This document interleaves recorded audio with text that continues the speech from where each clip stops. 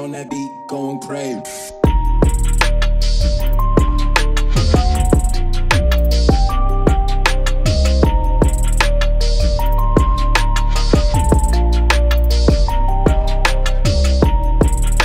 Hey my viewers, আসসালামু আলাইকুম।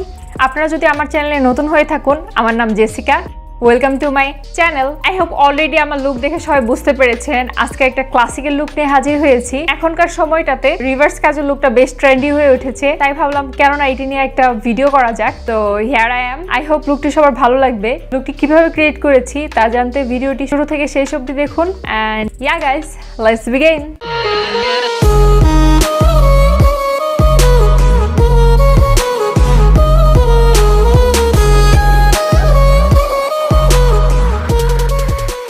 ওকে, শুরু করার আগে আমি আমার ফেসটা ভালোভাবে ক্লিন করে নিয়েছি, যাতে করে আমার ফেসে কোনো রকম ডাস্ট অর অয়েলিনেস থাকলে সেটা ক্লিন হয়ে যায়। তো প্রথমে মেকআপ অ্যাপ্লাই করার পূর্বে ময়শ্চারাইজ করে নিব ফেসটি। For that I am using here neutrogena hydro boost. এটা অ্যাকচুয়ালি জেল বেস এবং এটা আপনার স্কিনটাকে হাইড্রেটেড রাখতে হেল্প করবে।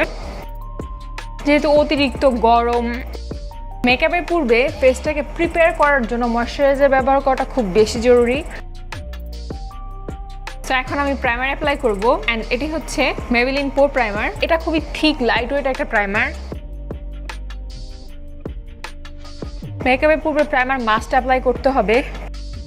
এটা আপনার স্কিনটাকে মেকআপের জন্য প্রিপেয়ার করবে এবং এটা আপনার পোরগুলোকেও ব্লক করে দিবে, যার ফলে মেকআপ সরাসরি আপনার স্কিনে বসবে না। সো রেগুলার বেসিসেই হোক অর পার্টি ওয়্যার হোক অর যে কোনো কারণে আপনারা মেকআপ করলে অবশ্যই প্রাইমার ব্যবহার করে নেবেন। আমি তো কিছুটা নেকেও অ্যাপ্লাই করতে পছন্দ করি। আমি পার্সোনালি অ্যালোভেরা জেল অ্যাপ্লাই করতে পছন্দ করি। এটি হচ্ছে natural Republic. Aloe vera actually apply করতে হবে এমন নেসেসারি না, আমি অ্যাপ্লাই করি বিকজ আমার মনে হয় এটা আমার ফেসটাকে অনেক বেশি রিফ্রেশিং করে দেয় এবং মেকআপের বেসটা আরও বেশি স্মুথ করে ফেলে। That's why I am using this. আপনারা চাইলে এটা অ্যাভয়েড করতে পারেন। কিছুটা নেকে অ্যাপ্লাই করব অ্যান্ড অলসো আমি ইয়ারও অ্যাপ্লাই করছি। তো মেকআপের জন্য ফেসটাকে প্রিপেয়ার করা শেষ, এখন অ্যাপ্লাই করার পালা। প্রথমে ফাউন্ডেশন অ্যাপ্লাই করছি। এটি হচ্ছে ওয়েট অ্যান্ড ওয়াইল্ড, সেটি হচ্ছে ডিউই। আমি একটা ওয়েট স্পঞ্জের মাধ্যমে ব্লেন্ড করে নিব। অনেক সময় তাড়াহুড়াতে মেকআপ করতে দেখা যায় যে আসলে ব্রাশ দিয়ে অ্যাপ্লাই করতে একটু টাফ মনে হয়। সো সেই ক্ষেত্রে আমি প্রেফার করি একটা স্পঞ্জ, বিকজ স্পঞ্জ আসলে খুব একটা এফোর্ট লাগে না, তাড়াতাড়ি আপনার মেকআপটা ব্লেন্ড আউট করতে হেল্প করে। ডোন্ট ওয়ারি, ওয়েট অ্যান্ড ওয়াইল্ডের যথেষ্ট শেড আছে, সো আপনাদের পছন্দ মতো যে কোনো শেড নিয়ে নিতে পারেন। আমি অ্যাকচুয়ালি আমার ফেসের কাছাকাছি একটা শেড নেওয়ার চেষ্টা করেছি। আপনারা যদি কোনো পার্টি ওয়্যারের জন্য মেকআপ করেন কিংবা একটু ভারী মেকআপ করতে চান, তো সেক্ষেত্রে আপনারা এক শেড লাইটার ইউজ করে নিতে পারেন। কিছুটা নেকেও অ্যাপ্লাই করব to make it more natural. এটা অ্যাকচুয়ালি খুবই লাইট ওয়েট একটা ফাউন্ডেশন। ফেসে কিছু অ্যাপ্লাই করেছেন সেটা মনেই হবে না।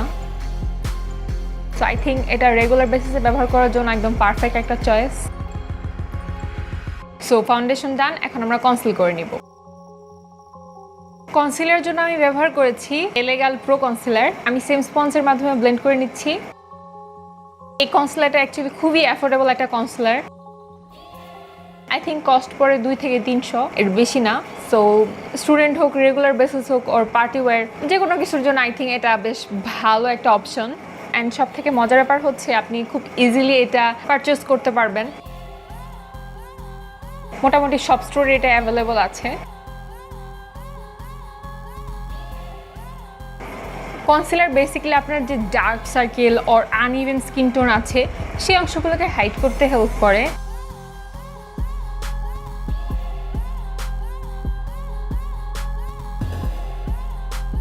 আমার অবশ্য ডার্ক সার্কেল নেই, বাট এই অংশগুলোতে কিছুটা পিম্পলের স্পট রয়ে গেছে। অ্যাজ ইউ ক্যান সি এটা একদম হাইড হয়ে গেছে।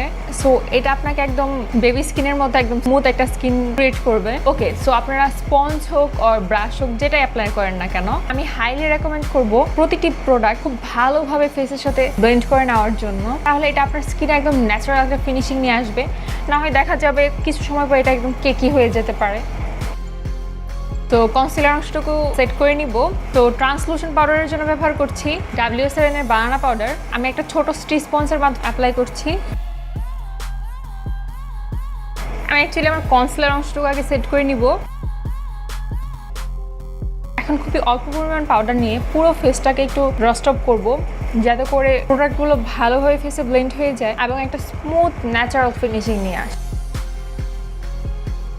আপনারা যদি ম্যাট ফিনিশিং পছন্দ না করেন সেই ক্ষেত্রে শুধু কনসিলার অংশটুকুতে অ্যাপ্লাই করবেন, বাট আমি অ্যাকচুয়ালি একটা ম্যাট ফিনিশিং চাচ্ছিলাম বিকজ বাইরে প্রচণ্ড গরম। পাউডার অ্যাপ্লাই না করলে দেখা যায় কিছু সময় পর ফেসটা একদম কেকি হয়ে যায়, স্পেশালি নোসের এই অংশগুলোতে যেখানে পোর থাকে সেই অংশগুলো একদম কেকি হয়ে যায়। তো আমি পুরো ফেসটাকে ম্যাট ফিনিশিং দেওয়ার জন্য পাউডার অ্যাপ্লাই করে নিয়েছি।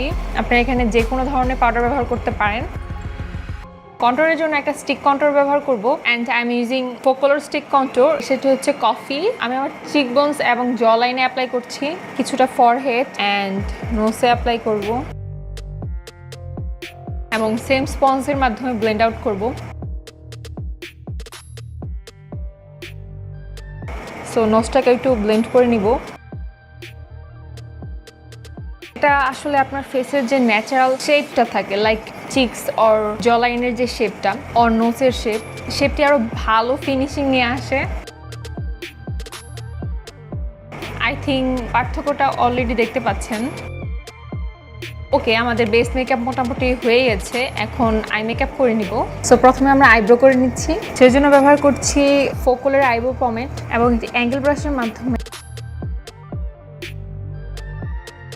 প্রথমে শেপ করে নিব, দেন আস্তে আস্তে ব্লেন্ড করে নিচ্ছি।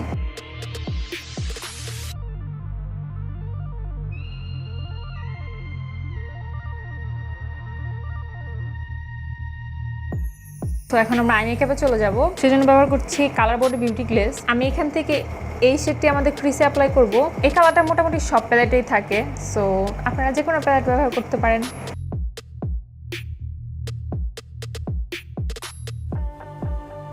জাস্ট একটা শেডই অ্যাপ্লাই করব, আর কিছু অ্যাপ্লাই করব না। কাজল অ্যাপ্লাই করব, এটা হচ্ছে গোল্ডেন রোজ ব্ল্যাক কাজল। প্রথমে আমি আমার আপার ল্যাশ লাইনে অ্যাপ্লাই করব।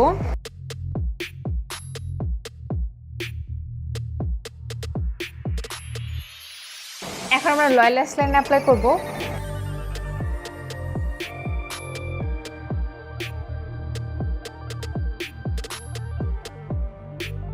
এখন এটি আমরা জাস্ট ব্লেন্ড আউট করব, এর জন্য একটি ফ্ল্যাট ব্রাশ ব্যবহার করছি।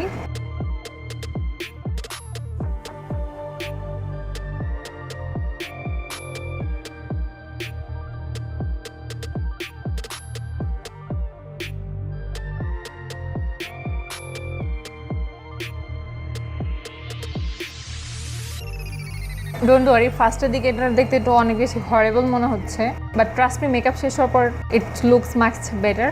এখন আমরা কিছুটা মাস্কারা অ্যাপ্লাই করব। এটা হচ্ছে ফোকোলোর বম মাস্কারা।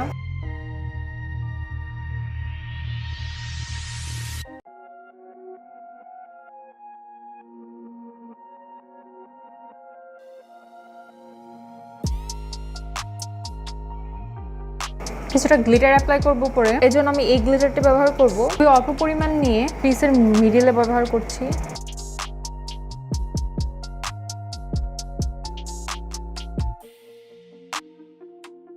খুবই অল্প পরিমাণ ব্যবহার করেছি, জাস্ট লুকটাকে আর একটু ড্রামাটিক করার জন্য। সো অফ ক্যামেরায় আমি আমার আইল্যাশটি পরে নিয়েছি। এখন বেস মেকআপটা শেষ করে নিব। ফেসটাকে আর একটু ওয়ার্ম টোন দিতে ব্রোঞ্জার ব্যবহার করব। এটি হচ্ছে W7 ব্রোঞ্জার কম্প্যাক্ট। খুবই অল্প পরিমাণ ব্যবহার করব। অলরেডি আমরা স্টিক কন্ট্রোল ব্যবহার করে নিয়েছিলাম। কিছুটা ফরহেডে অ্যাপ্লাই করছি, হালকা নোজটা কন্ট্রোল করব।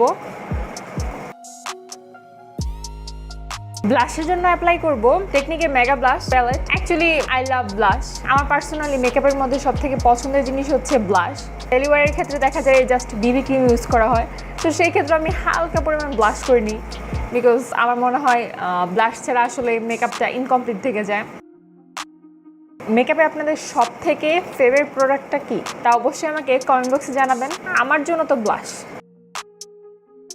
হাইলাইট করে নিব, এর জন্য ব্যবহার করছি ফোকোলোরের হাইলাইটার প্যালেট। আমি জাস্ট আমার হাই পয়েন্টগুলো অ্যাপ্লাই করব।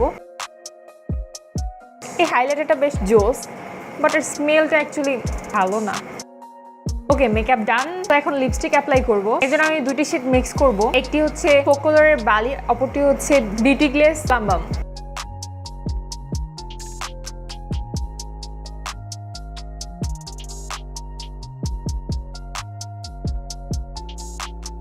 সো এই হচ্ছে আমার ফাইনাল লুক। আমার মনে হলো কাজলের সাথে একটা ক্লাসিক্যাল লুক বেশি ভালো লাগবে। আই হোপ আপনাদের সবার ভালো লেগেছে। If you like my video make a thumbs up, do share and subscribe to my channel. দেখা হবে নতুন আরেকটি ভিডিওতে। সবাই ভালো থাকুন। আল্লাহ হাফিজ।